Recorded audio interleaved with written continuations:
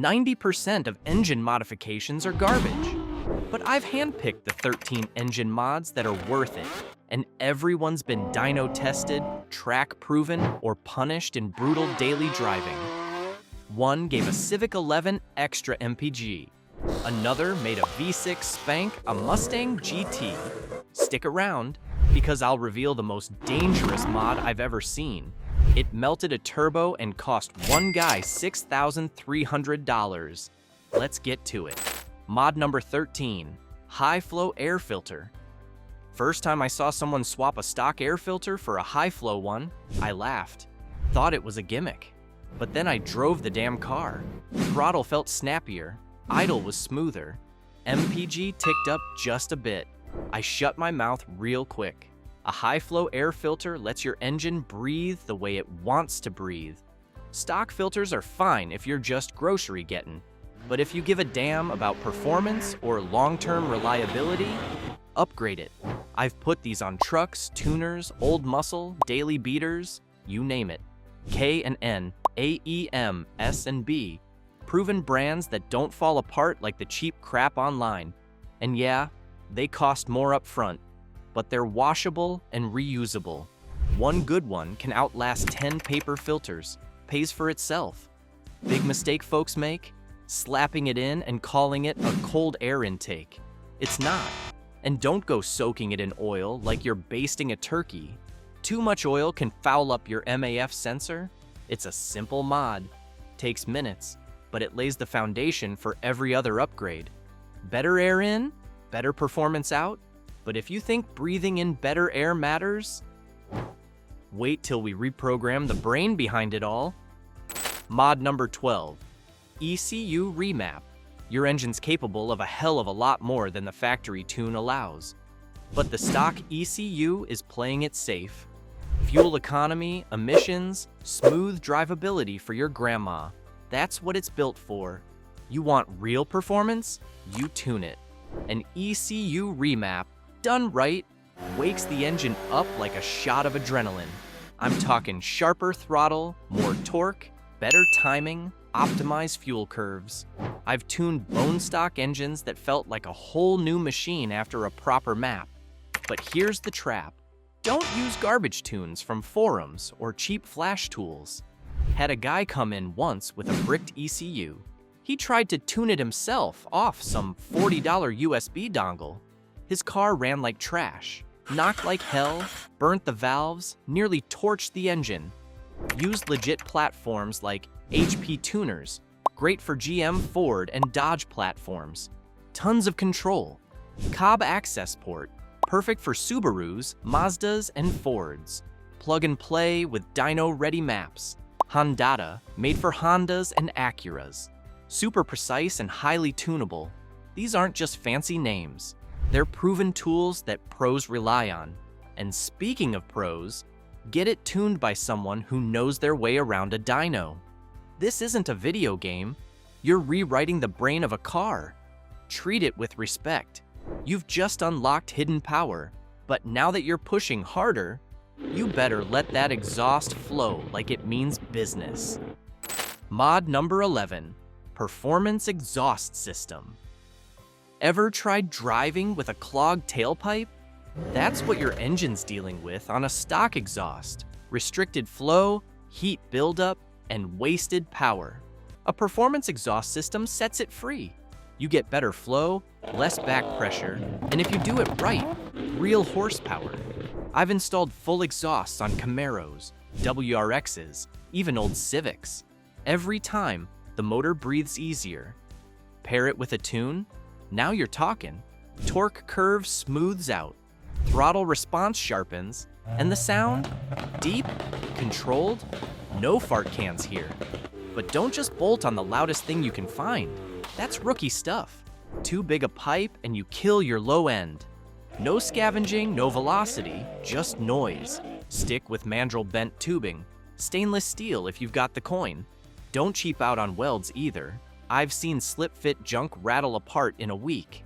Leave your resonators intact too, unless you want cabin drone drumming in your head every highway mile. This isn't about being loud, it's about being efficient. Clean out the junk, Let that engine exhale with purpose. Now that she's breathing easy, let's feed it colder, denser air, the way it was meant to run. Mod number 10, cold air intake. This one's tricky. Cold air intakes get hyped to hell. Every 19-year-old with a socket set thinks slapping on a shiny pipe makes them a race car engineer. Most of them are just sucking in hot engine bay air and losing power. But a properly designed cold air intake, placed outside the heat zone, sealed off, pulling fresh, dense air, that's a real upgrade. I installed one on a 6th gen Camaro with a heat shield and fender well scoop. Paired it with a tune, picked up 10 to 15 horsepower at the wheels. Not bad for bolt-on and done right. But here's where folks screw it up. They buy a generic pipe off eBay, throw it on near the exhaust manifold, and wonder why their car feels sluggish. It ain't about looks. It's about air temperature. Cooler air packs more oxygen. More oxygen means better combustion. Simple science. And don't ignore your MAF sensor. Relocate it wrong, and your AFR goes haywire. Boom, check engine light. Stick with names like AEM, InGen, or Volant. They've tested their stuff. They didn't just bend pipes in a backyard and call it performance. We've got air coming in cold and clean now. But what if I told you we could make the engine spin easier too? Mod number 9, lightweight pulley kit. Most folks chase horsepower. They forget about freeing it up. That's where lightweight pulleys come in. Think of it like this. Your engine's spinning belts all day. Alternator, power steering, water pump. The heavier those pulleys, the more energy your engine wastes just turning its own guts. Swap them for lightweight aluminum or underdrive pulleys. You now have less rotational drag. The engine revs quicker, feels snappier. Not more horsepower, but more usable power. I put a full set on an old 350Z. Felt like I shaved 200 pounds off the crank. Throttle picked up faster. Downshifts hit harder. No ECU tune needed. But here's where people mess up. They go too light on the crank pulley and throw off the harmonic balance. That can wreck your bearings or even snap a crankshaft over time. This ain't a lawnmower, it's an engine. Balance matters. Stick with reputable brands like Unorthodox Racing, Fluid Amper, or ATI. And for daily drivers, I skip the underdrive on alternators. Dimming headlights at idle ain't worth the gain. This is one of those sneaky mods. You don't notice it on paper, but the feel behind the wheel is huge. And if you're into mods that actually feel like something, not just look good on a spec sheet, go ahead and smash that like button, share this with a buddy who's chasing power, and subscribe for more top upgrades that make a real difference. Mod number 8, upgraded spark plugs and ignition coils. You can have all the air and fuel in the world, but if your spark's weak, you're dead in the water. Upgrading your spark plugs and coils is one of the most overlooked performance mods out there. But let me tell you, it makes a difference. Cleaner burn, stronger ignition, more efficient combustion, and on tuned engines, it's mandatory. I did a coil and plug swap on a modded GTI that was misfiring at high RPMs. Threw in NGK Iridium plugs and R8 coils. Misfire's gone, throttle sharpened, smoother idle. Felt like a new car. Now don't get cute with plug heat ranges. If you're boosted, you go 1 or 2 steps colder. If you're stock, stay with OEM spec or go Iridium for longevity. And don't mismatch junk coils from 5 different eBay sellers. You'll chase ghost codes for weeks. I've had customers do that. Wasted time, fried the ECU trying to troubleshoot. Use trusted stuff. NGK, Denso, MSD, Delphi. It's not just about performance, it's reliability. You get stronger spark, better cold starts, and even a tiny MPG bump. You upgraded the fire. Now it's time to control the timing of that fire. And that brings us to the next hack. Mod number 7, performance camshaft. This one's for the folks running naturally aspirated setups who want real mechanical power, not just bolt-on fluff. A performance camshaft is the heartbeat of your engine. It controls when your valves open, how long they stay open, and how much air and fuel get in and out.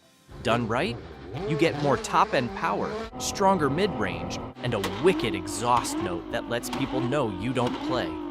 Even a mild cam upgrade, when paired with matched springs, push rods, and lifters, can unlock an extra 30 to 40 horsepower in the right setup. Throttle response sharpens, the rev range widens, and the engine breathes like it finally came alive. But here's where rookies screw up. They slap in a big cam without checking the rest of the valve train. Wrong valve springs? Bent push rods. Too much lift? Piston meets valve. Game over. And don't even think about a cam swap without a tune. Your ECU won't know what hit it, and your idle will hunt like a lost hound. Brands like Comp Cams, Brian Tooley Racing, and Texas Speed offer excellent grinds tailored to different goals. Just remember, NA builds shine when the cam is balanced with the rest of the system. Now that the cam's got your valves dancing, let's keep that intake path clean before oil vapor turns it into a tar pit. Mod number 6, oil catch can. You ever pull an intake manifold off a direct injected engine at 40,000 miles? Looks like someone poured barbecue sauce in there. Thick, black, greasy carbon gunk choking up everything. That junk comes from crankcase blow-by, oil vapor getting recycled back into your intake, and modern emissions systems make it worse, especially on DI engines. That's where the oil catch can comes in. Cheap, simple, and one of the best long-term mods you can do. I install one on every turbo build that rolls into my shop. Hell, even my daily car got one. It catches oil mist before it ever hits your valves, keeps the intake clean, improves combustion, and helps your engine breathe like it just got a lung transplant. I cracked open my son's GTI catch can after 6,000 miles, half a cup of nasty black soup. That would have gone straight into the intake valves, not on my watch. But don't run a knockoff Amazon can with no baffles. That's just a soda can with fittings.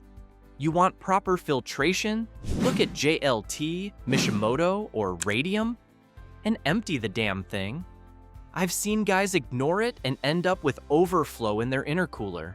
You kept the engine's lungs clean. Smart move. Now let's keep her blood cool. Mod number 5, aluminum radiator upgrade. Let me tell you what kills more engines than bad tunes and redline revving combined: heat. I've seen head gaskets pop like popcorn because some guy thought his stock plastic radiator was fine, until it cracked during a summer traffic jam and cooked the motor. An aluminum radiator ain't just about cooling, it's about protection. More core rows, better flow, and superior heat dissipation. Whether you're boosted, cammed, or just drive hard, this is a mod that'll save your build's life. I slapped a Mishimoto unit into a customer's turbo Civic. Car used to run 215 degrees Fahrenheit on a hard pull. After the swap, sat at 185 degrees Fahrenheit all day, even in gridlock. No more heat soak, no more limp mode. But don't stop at the radiator.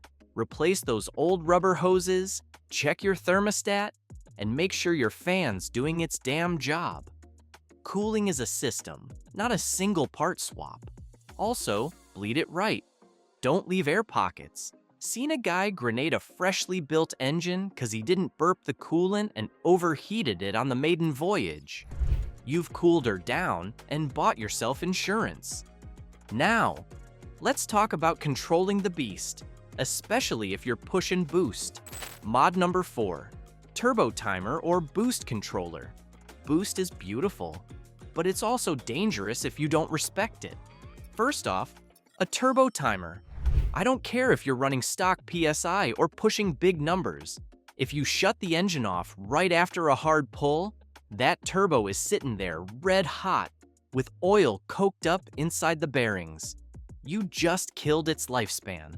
A turbo timer lets the engine idle for a minute or two after shutdown. Keeps oil flowing, lets the turbo cool down properly. I've had turbos last over 120,000 miles just because the timer did its job. Now, boost controller. Manual or electronic, this is how you command the pressure. Stock boost levels are fine for warranty-safe driving. But when you want more grunt, and your tune can handle it, a good controller lets you dial it in without spiking or surging. I like Turbo Smart for manual setups. For electronic, go with HKS or AEM, reliable, repeatable, built to handle abuse. But let me be clear, don't crank the dial unless the engine's built for it.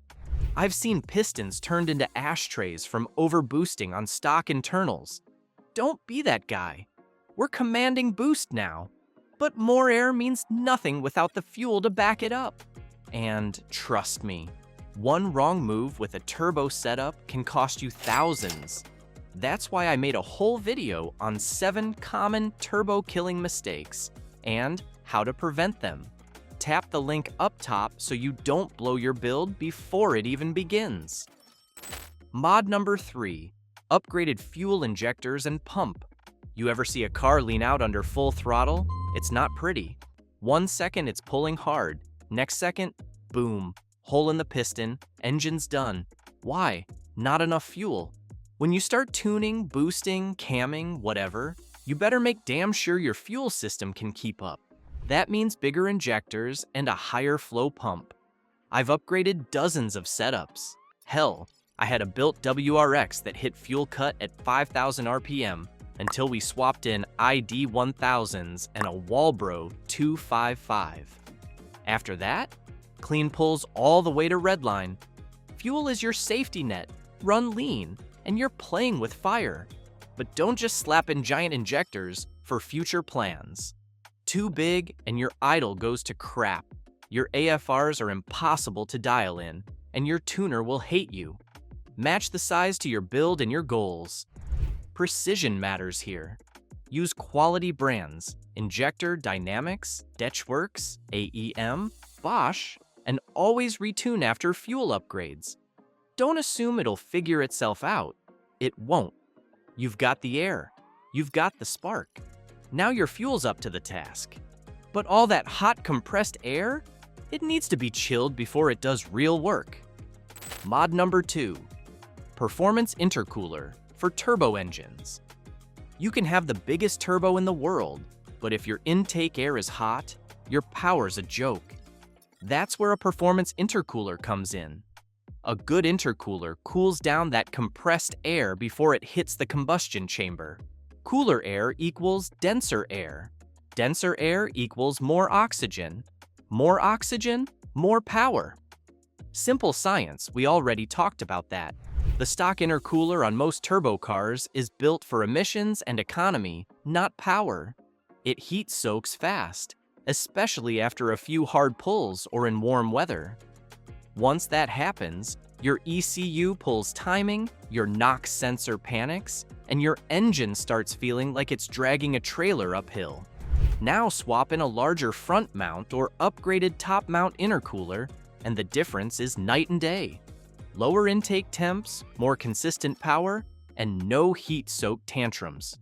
Go with proven brands: Mishimoto, Wagner Tuning, ETS, Garrett. Look at core size, bar and plate design, and pressure drop ratings. And make sure it fits your setup without blocking too much airflow to the radiator.